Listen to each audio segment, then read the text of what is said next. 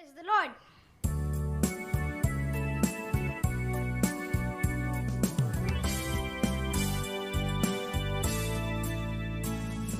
Making melody in your heart, making melody in your heart, making melody in your heart unto the King of Kings. Worship and adore Him, worship and adore Him, making melody in your heart unto the King of Kings. King of Kings and Lord of Lords, King of Kings and Lord of Lords, King of Kings and Lord of Lords, glory to His name. Worship and adore Him, worship and adore Him, making melody in your heart unto the King of Kings. Love and serve Him from your heart, love and serve Him from your heart, love and serve Him from your heart, praise His holy name. Worship and adore Him, worship and adore Him, making melody in your heart unto the King of Kings. Joy in Him eternally, joy in Him eternally, joy in Him eternally, and bless His holy name. Worship and adore Him, worship and adore Him, making melody in your heart unto the King of Kings. Shout His praises everywhere, shout His praises everywhere, shout His praises everywhere, the King is coming soon. Worship and adore Him, worship and adore Him, making melody in your heart unto the King of Kings. Clap your hands unto the Lord, clap your hands unto the Lord, clap your hands unto the Lord, rejoice forevermore. Worship and adore Him, worship and adore Him, making melody in your heart unto the King of Kings.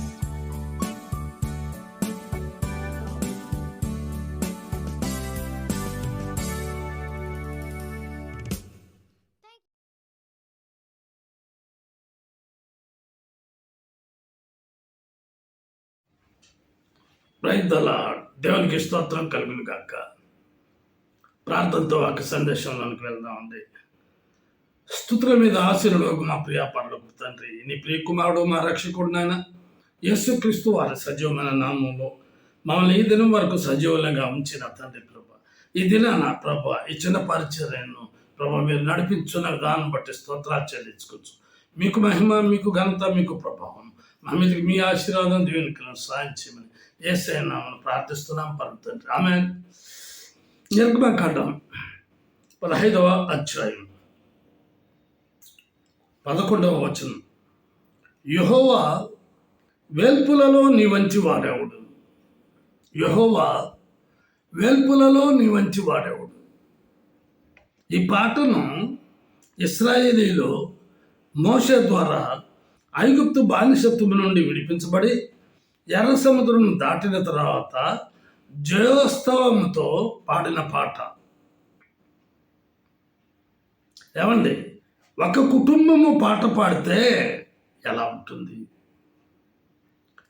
లేక ఒక సంఘం పాట పాడితే ఎలా ఉంటుంది? మరి 6 లక్షల కాల్బలము ఐగుప్తు వెట్టి చాకిరి నుండి విడిపించబడి ఎర్ర సముద్రమును దాటిన తర్వాత పాడిన పాట కొన్ని మైళ్ళ దూరం వినిపించి ఉంటుంది కాదంటారా? కొన్ని ప్రాముఖ్యమైన విషయాలు యెహోవా దేవుని గురించినటువంటి సత్యాలను తెలుసుకుందాం. కీర్తన గ్రంథం 35వ అధ్యాయం 10వ వచనం. అప్పుడు యెహోవా, నీ వంటి వాడెవడు? మించిన బలము గల వారి చేతి నుండి దీనులను, దోచుకుని వారి చేతి నుండి దీనులను, దరిద్రులను విడిపించువాడవు నీవే అని నా ఎముకలన్నీ చెప్పుకొనును. ఈ మాటలు దావీదు పలికినటువంటి మాటలు. చూడండి, 34వ అధ్యాయంలో హెడ్లైన్ దావీదు అబీమెలెకు ఎదుట వెర్రివాని వలె ప్రవర్తించి అతని చేత తోలి వేయబడిన తరువాత రచించినటువంటి కీర్తన. సొంత వాళ్ళే అతన్ని మరి వారి నుండి దూరపరచబడిన తర్వాత అబీమెలెకు దగ్గరకు వెళ్ళిపోయారు. అక్కడ కూడా మరి ఏమైనా జరుగుతుందేమో అని జరిగినటువంటి సంఘటనలు. అందుకే అక్కడ అంటాడు, మించిన బలము గల వారి చేతి నుండి దీనులను, దోచుకుని వారి చేతి నుండి దీనులను, దరిద్రులను విడిపించువాడు నీవే అని నా ఎముకలన్నీయో చెప్పుకొనును. కాబట్టి ఫరో చేతుల నుండి ఇశ్రాయేలును విడిపించుట అసాధ్యం. మరి అటువంటిది చూడండి, అక్కడ మనం గమనించినట్లయితే నిర్గమకాండం 5వ అధ్యాయం 2వ వచనములో ఫరో, నేను అతని మాట విని ఇశ్రాయేలీయులను పోనిచ్చుటకు యెహోవా ఎవడు? నేను యెహోవాను ఎరుగను, ఇశ్రాయేలీయులను పోనీయనెను.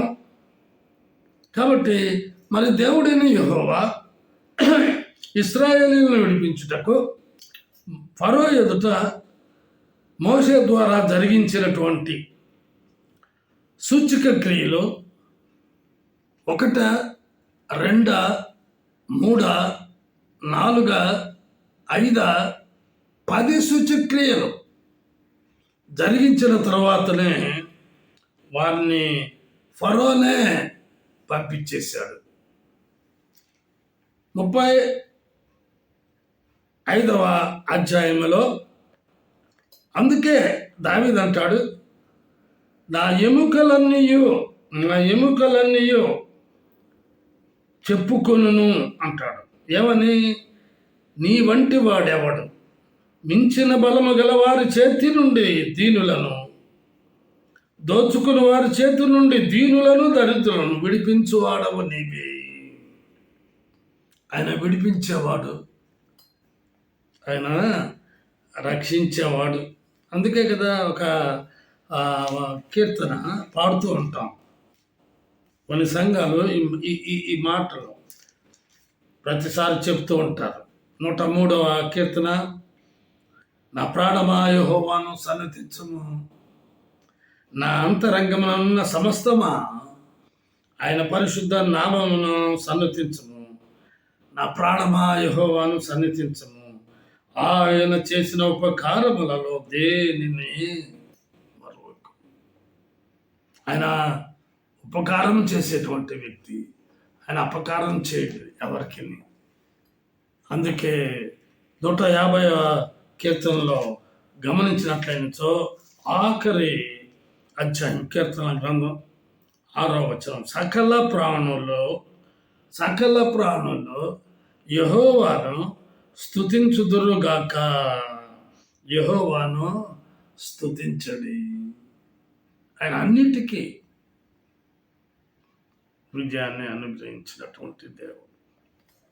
92వ అధ్యాయంలో కనుక చూసినట్లయితే ఆ మాటలు చాలా చక్కగా వివరించబడి ఉన్నాయి. మొదటి వచనం నుంచి, యెహోవాను స్తుతించుట మంచిది, మహోన్నతుడా నీ నామమును కీర్తించుట మంచిది. ఉదయమున నీ కృపను, ప్రతి రాత్రి నీ విశ్వాస్యతను 10 తంతుల స్వరమండలముతోను గంభీర ధ్వని గల సితారాతోను ప్రచురించుట మంచిది. ఎందుకనగా యెహోవా నీ కార్యము చేత నీవు నన్ను సంతోషపరచుచున్నావు. నీ చేతి పనులను బట్టి నేను ఉత్సహించుచున్నాను. యెహోవా నీ కార్యములు ఎంత దొడ్డవి, నీ ఆలోచనలు అతి గంభీరములు. పశుప్రాయులు వాటిని గ్రహింపరు, అవివేకులు వివేచింపరు. దేవుని ఎరిగినటువంటి వారు దేవుని యొక్క శక్తిని గురించి తెలుస్తుంది. అందుకే యెహోవా నీ వంటి వాడు ఎవడు? ఆ యెహోవాయే కదా దావీదునకు అన్ని విషయాల్లో కూడా తోడుగా ఉన్నటువంటి వ్యక్తి.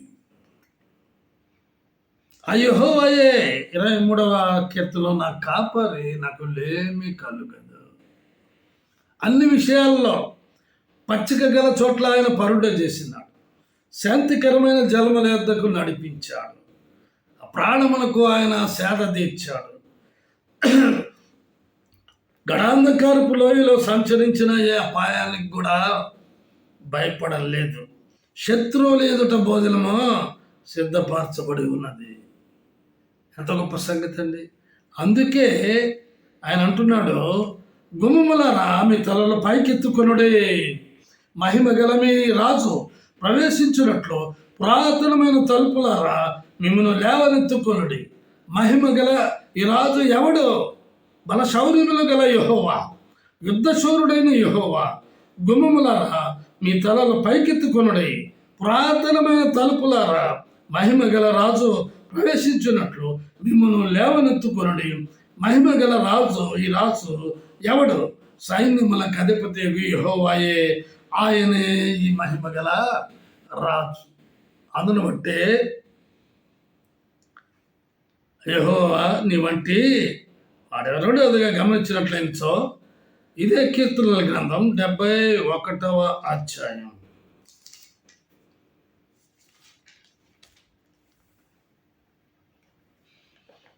19వ వచనం, దేవా నీ నీతి మహాకాశమంత ఉన్నతమైనది.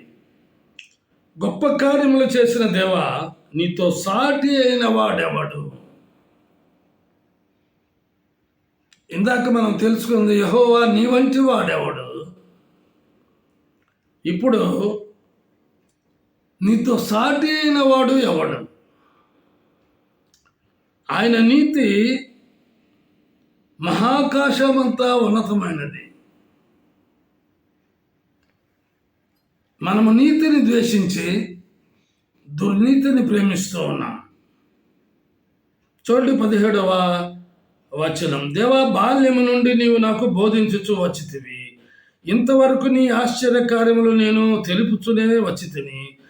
దేవా వచ్చు తరమునకు నీ బాహుబలమును గుర్చి, పుట్టబో వారికందరికి నీ శౌర్యమును గుర్చి నేను తెలియజెప్పినట్లు తల నెరసి వృద్ధుడనే ఉండి వరకు నన్ను విడువకము అని తెలియజేస్తున్నాడు. మొదటి కొరింథీయులకు రాసిన పత్రిక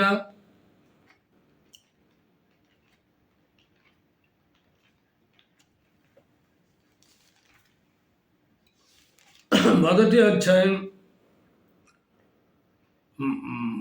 31వ వచనం, అతిశయించువాడు ప్రభువునందే అతిశయింపవలెను అని వ్రాయబడినది నెరవేరునట్లు దేవుని మూలముగా ఆయన మనకు జ్ఞానమును, నీతియు, పరిశుద్ధతయు, విమోచనము ఆయన. దేవుని మూలముగా ఆయన మనకు జ్ఞానము, నీతి, పరిశుద్ధత, విమోచనము ఆయన. కీర్తన గ్రంథం 40వ అధ్యాయం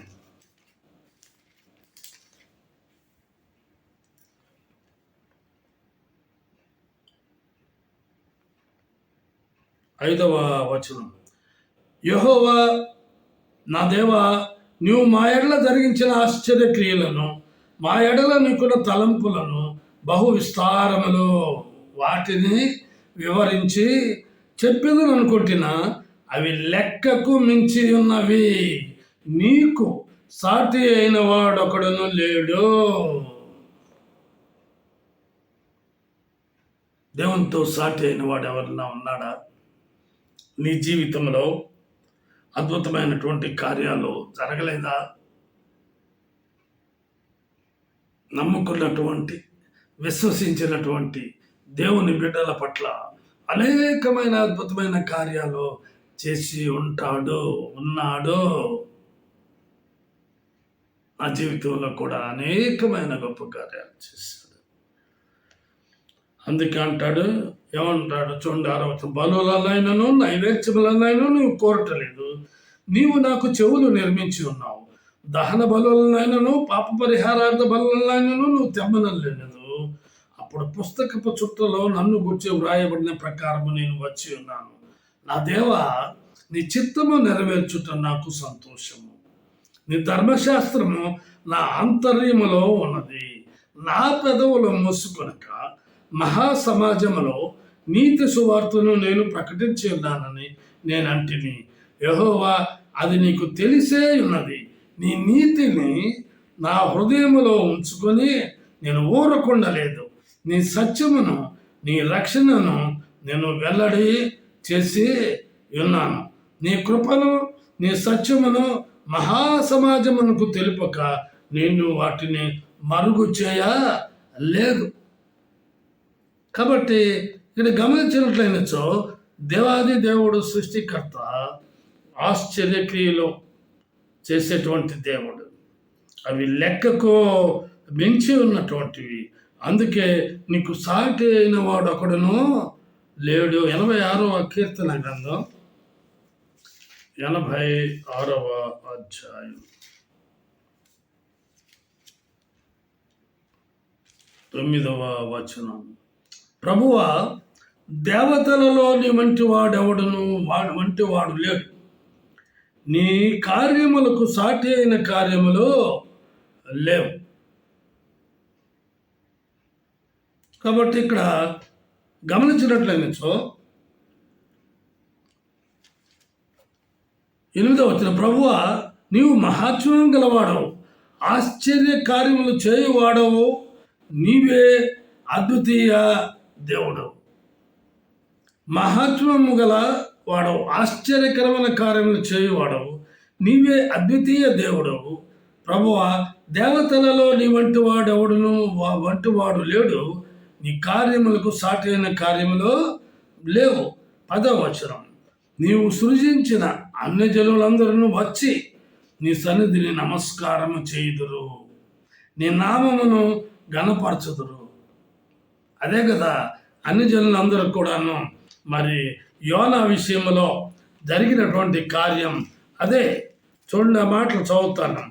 యోనా మరి ఆ నినివే పట్టణంకు వెళ్ళక తర్షీషులకు పారిపోతున్నప్పుడు, అక్కడ గొప్ప తుఫాను వచ్చినప్పుడు అన్ని జనులు అతన్ని మరి సముద్రంలో నన్ను పడవేయండి అని తనే చెప్పినప్పుడు వారు భయపడి మరి పడవేయగా, మరి అక్కడ వారు ఆ పడవేయక ముందు జరిగినటువంటి సంఘటన, తెడ్ల చేత ఉన్న వస్తువులన్నీ బయట పారవేసినప్పటికీ బహు బలముగా, చూడిన మాటలు చదువుతాను. యోనా గ్రంథం 1వ అధ్యాయం 10వ వచనం చదువుతున్నాం. తాను యెహోవా సన్నిధిలో నుండి పారిపోతున్నట్టు అతడు ఆ మనుష్యులకు తెలియజేసి ఉండేను గనుక వారు ఆ సంగతి విని మరింత భయపడి నీవు చేసిన పని ఏమని అతన్ని అడిగి, అప్పుడు వారు, సముద్రం పోగుచున్నది, తుఫాను అధికమవుచున్నది, సముద్రం మా మీదకి రాకుండా నెమ్మదించున్నట్లు మేము నీకేమి చేయవలనని అతని అడుగగా, యోనా, నన్ను బట్టియే ఈ గొప్ప తుఫాను మీ మీదికి వచ్చానని నాకు తెలిసి ఉన్నది. నన్ను ఎత్తి సముద్రంలో పడవేయండి, అప్పుడు సముద్రం మీ మీదికి రాకుండా నెమ్మదించునని అతడు వారితో చెప్పినను. వారు ఓడను దరికి తెచ్చుటకు తెడ్లను బహు బలముగా వేసిరి, గాని గాలి తమకు ఎదురై తుఫాను బలము చేత సముద్రం పొంగియుండుట వలన వారి ప్రయత్నం వ్యర్థమాయను. కాబట్టి వారు, యెహోవా, నీ చిత్త ప్రకారముగా నీవే దీన్ని చేసితివి, ఈ మనుషుని బట్టి మమ్మను లయము చేయకుందువు గాక, నిర్దోషిని చంపితిరన్న నేరము మా మీద మోపకుందువు గాక అని యెహోవాకు మనవి చేసుకుని యోనాను ఎత్తి సముద్రంలో పడవేసింది. పడవేయగానే సముద్రము పొంగకుండా ఆగాను. ఇది చూడగా ఆ మనుషులు యెహోవాకు మిగులు భయపడి ఆయనకు బలి అర్పించి మొక్కుబళ్ళు చేసేది. దేవుణ్ణి అన్ని జనులు స్తుతించలేదా? దేవుణ్ణి మహిమపరచలేదా?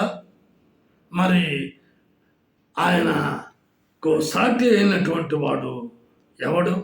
నీ జీవితంలో మరి అద్భుతమైన కార్యాలు జరగలేదా? చూడండి, కొంతమంది తామే నీతిమంతులమని ఇతరులను తృణీకరిస్తారు.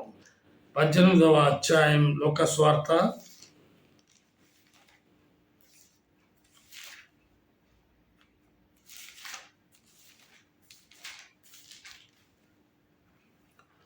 9వ వచనం నుంచి చదువుతున్నాను.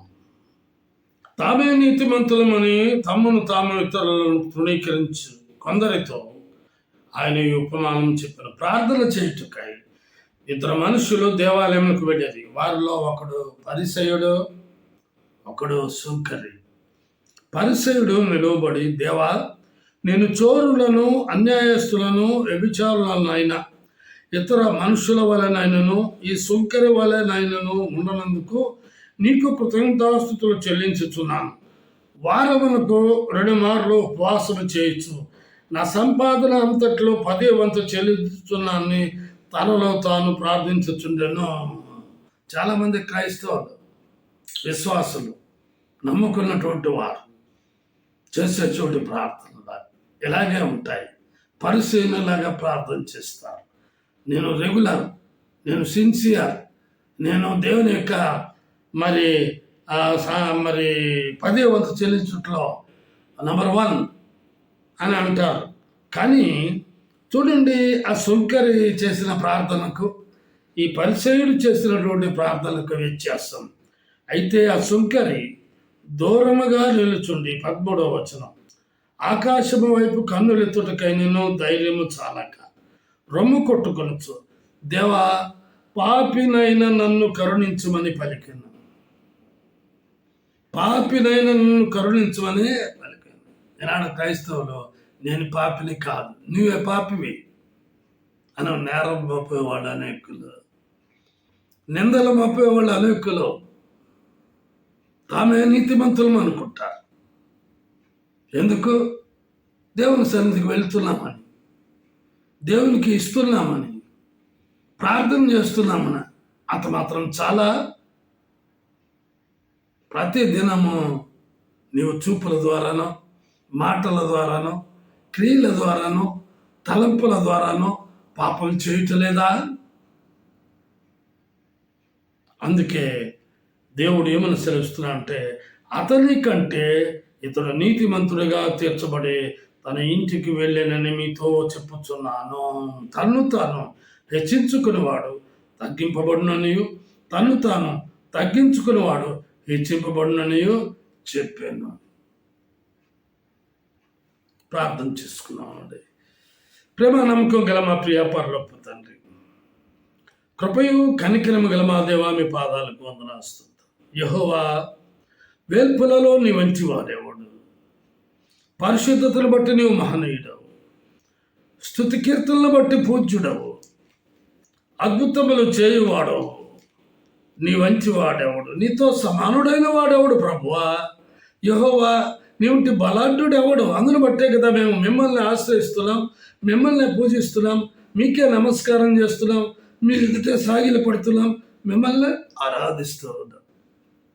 మా సహాయకుడు, మా పరిహారి, మా విమోచకుడు, మా సజీవుడు మీరైనందుకే స్తోత్రాలు చెల్లించుకుంటున్నాం.